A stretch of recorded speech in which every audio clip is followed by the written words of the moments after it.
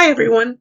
Today we are going to discuss some thoughts about being and doing Lions during a pandemic.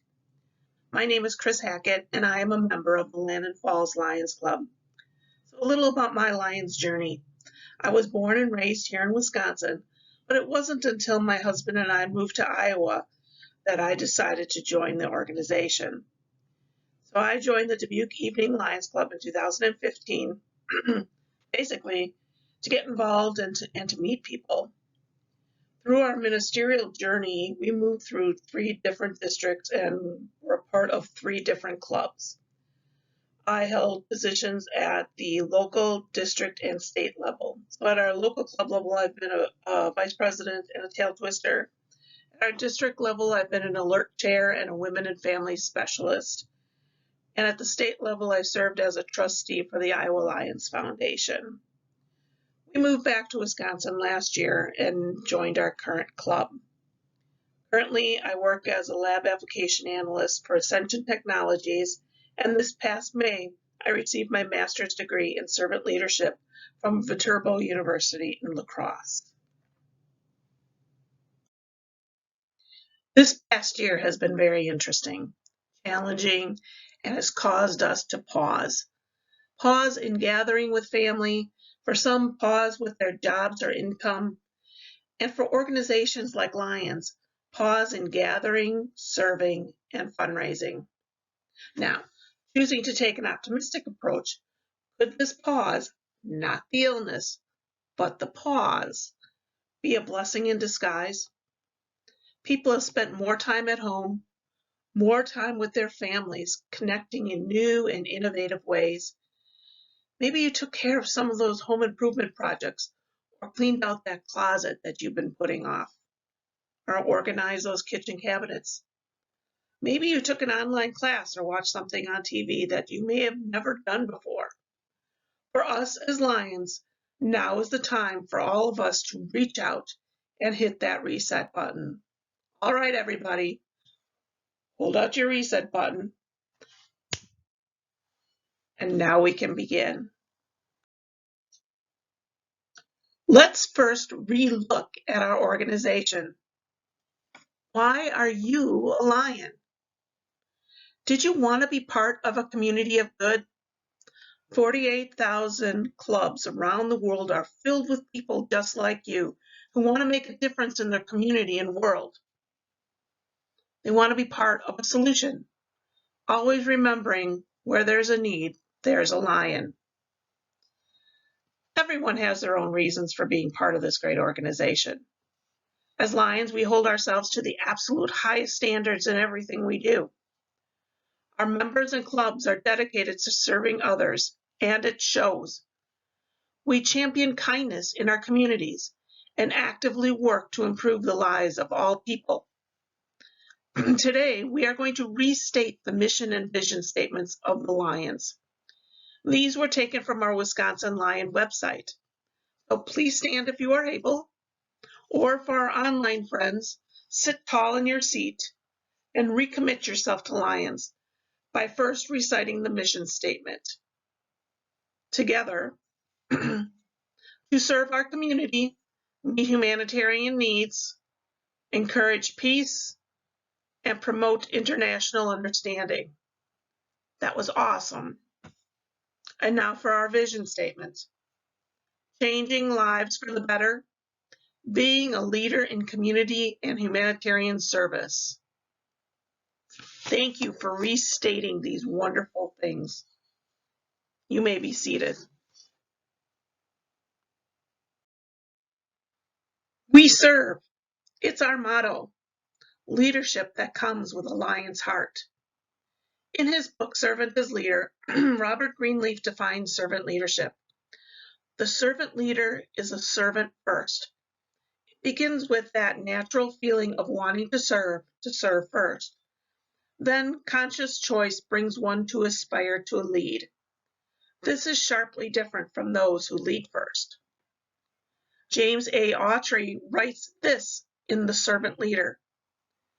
Leadership is about caring for people and being a useful resource for people, being present for people and building a community at work. creating a place in which people can do good work and find meaning in their work. So what are the characteristics of a servant leader? First, a servant leader is an active listener.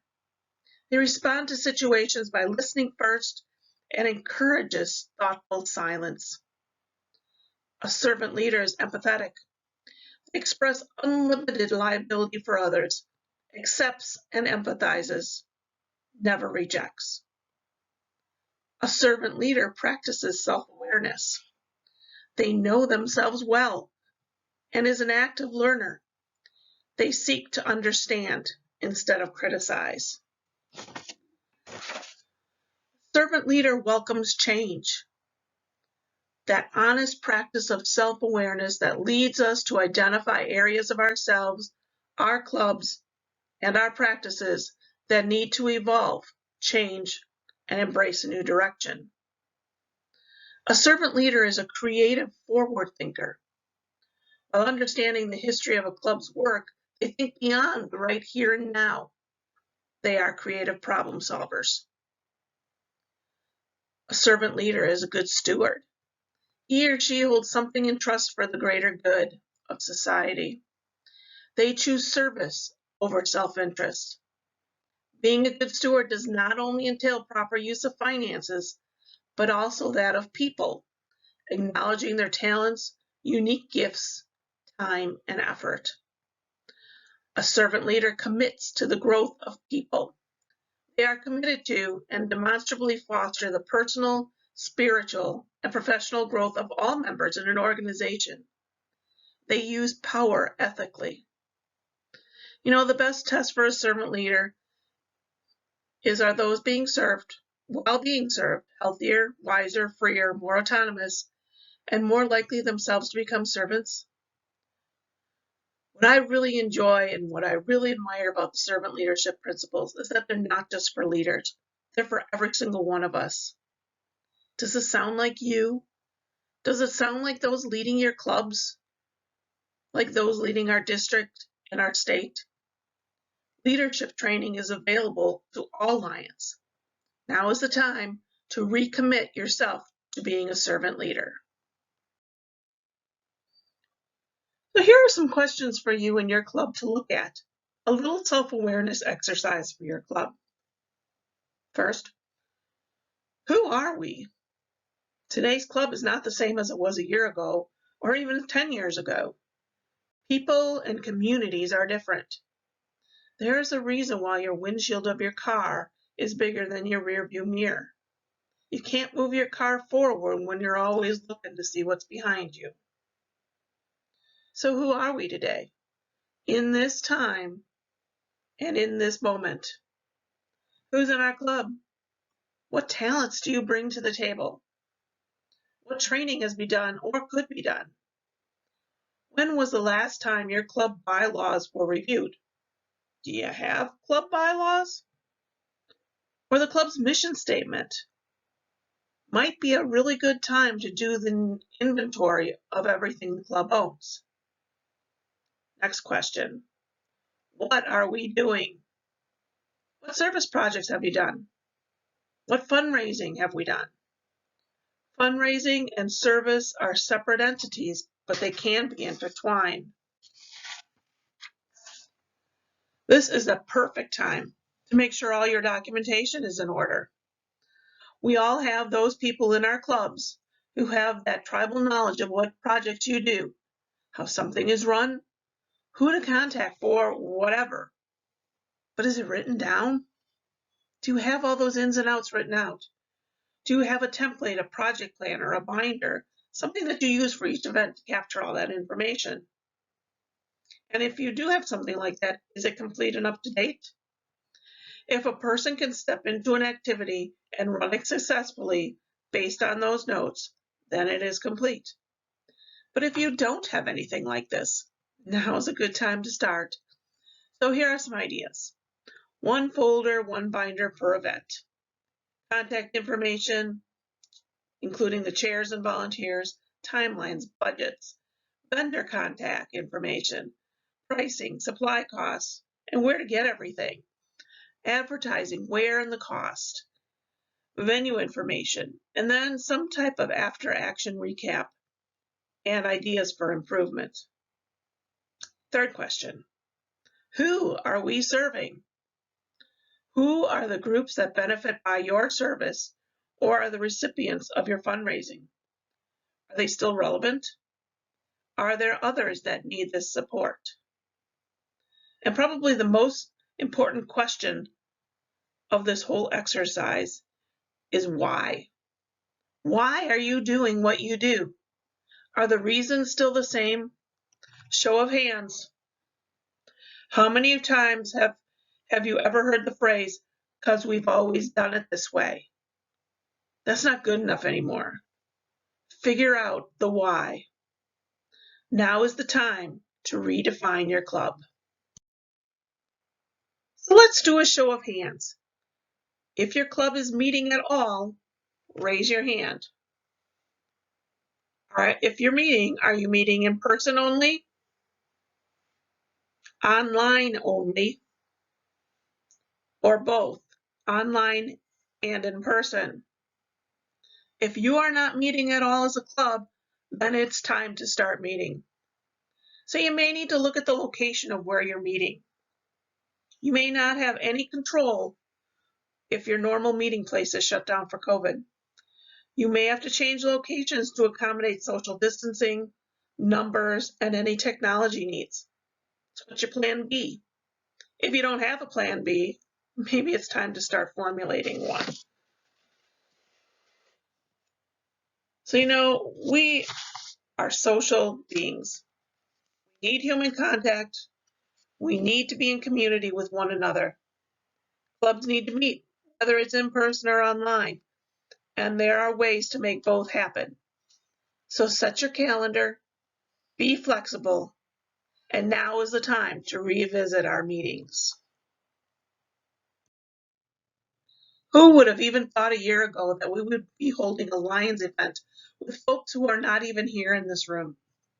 The virtual world is amazing, and while it does not completely replace human contact, it sure allows us to remain in community with one another during these times.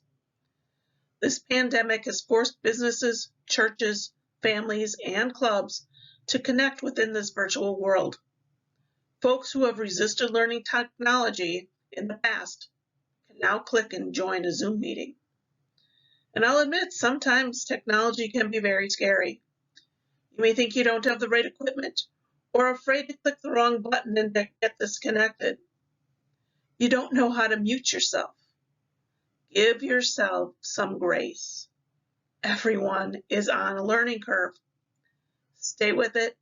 Don't brush it off. The virtual bus has left the station, and you want to make sure that you're on it. Seriously, don't be afraid to reach out for help if you are unsure how to set up or run a virtual meeting. Reach out to other Lions clubs or even your local church. They can both offer insights to ensure your success. So just a word about platforms. There'll be another presentation about platforms later on. But I just wanted to mention that there are several options out there. We talk of Zoom a lot, but there is also Microsoft Teams and Skype and WebEx, Google Hangouts or Google Meet, GoToMeeting or Easy Talks. There are free versions out there, but you may be limited by the meeting length and the number of participants. So, how do you run a virtual meeting? Is it different than running a meeting in person? What are some thoughts about working with a team virtually? What can I do to be a better virtual team member? Well, running a virtual meeting may have its nuances, but it's not completely different than running a meeting in person. One suggestion is if you have always had a social time prior to your meeting, get on your Zoom meeting and make sure everybody's got their snack or their drink or whatever it is, and spend some time just in fun conversation with each other. Make sure you acknowledge everyone who is present, including those who call in. Use your camera, but be aware of your surroundings, your clothing, and posture. Watch the facial expressions of your members for engagement. Funny story, our daughter-in-law-to-be teaches kindergarten in the Racine School District. And she had one little boy in her class that was so excited about learning and didn't want to miss everything or anything and took his laptop with him to the potty. Probably not something that we as adults would do, but we need to be aware of our surroundings. So for those members who call in, you need to make a conscious effort that they are included in your conversation. Call on them for their opinions. And you're going to want to speak clearly and not too fast. You want to be aware of any kind of voice delay. Make sure you have your agenda ready, stay on your topic, and make sure you celebrate your accomplishments. So keep your team interactions upbeat and action-oriented. Interrupt that negative dialogue with, so, what are we going to do about this? Or how can we address this problem and move on? Don't be afraid to have those difficult conversations, even if you're having a meeting online. Watch for and manage that conflict. Clicking out of a meeting is not dealing with conflict. It might be easier to have the team decide what they agree upon and then move on to your points of disagreement. Make sure you're maintaining your regular communication practices, whether it's email or by phone. Recognize the need for training and pursue it. Work with your less confident members. And one good thing, I guess, about online meetings is that sidebar conversations are a lot more difficult to have. So you may find that you stay on task a little bit easier. So identify any barriers that are preventing a team from moving on. The most successful teams are able to identify these difficulties. Create a plan to address them, implement that plan, and move forward successfully. You're also going to want to take into account different time zones or maybe even cultural norms. Being quiet when participation is expected is something that we see often. Always look for ways to do it better next time. Now is the time to revision how your club can function in a virtual world. Now is the time to rethink service and fundraising and think outside the box. New ways for old ideas, new ideas for old ways. We need to lead and plan. We need to acknowledge that we may not make as much money as we have in the past, and that's okay. We need to acknowledge that we may not have as many people attend an event, and that's okay. You cannot compare the outcome to previous years. Those days of we've always done it this way are over, but good days are still ahead. Instead of having one fundraiser, you may have to have several smaller ones. You may have to do something multiple times in order to get all of your Lions Club members involved. You need to be visible in your community. When was the last time that you saw a service organization out in the community? People are looking for ways to participate in different organizations and different projects. Be ready to answer their questions about Lions. Give your elevator speech and be ready to accommodate any new interest in joining your club. On a side note, how many of you actually have an elevator speech prepared so that you are ready to talk to somebody about Lions at any given moment? If you don't have one, I highly encourage you to prepare one. This can even be done as a group activity during the club meeting, and then practice it. The more you practice, the easier it gets. You may have to reach out to other organizations to define your community needs, like your Chamber of Commerce, or your Park and Rec department, or your schools. Watch what other clubs and other organizations are doing. If you're worried about not having enough help or not enough manpower to put on an event, look to your neighboring Lions clubs in your area for extra sets of hands, as well as church youth groups, sporting teams, bands, or any type of sports clubs. You might be surprised that they would be willing to help. You may find that you want to concentrate on a different Lions focus area altogether. So here's some thoughts. So instead of doing that sit-down spaghetti dinner, maybe you do a takeout event. What do you need to do this event differently? Different supplies. And you may find out that you need less people. Well, we used to do eyesight screening in the schools, but you can't get into the schools. But can you screen kids at a park or a library? Be creative. Instead of a walk-in type of a food drive, arrange for a drive-through drop-off. What can you do outside? Maybe work in a community garden. Maybe your club has never addressed diabetes. Now would be a good time to explore a virtual 3K. So whatever you try, you may just find you like what you do differently. So now is the time to rethink outside the box. The COVID-19 pandemic has given us a unique opportunity. We need to go back to the basics. We need to recommit ourselves to the mission and vision of Lions. We need to recommit ourselves to being servant leaders in our clubs, community, and world. We need to redefine who we are as a club and what we do.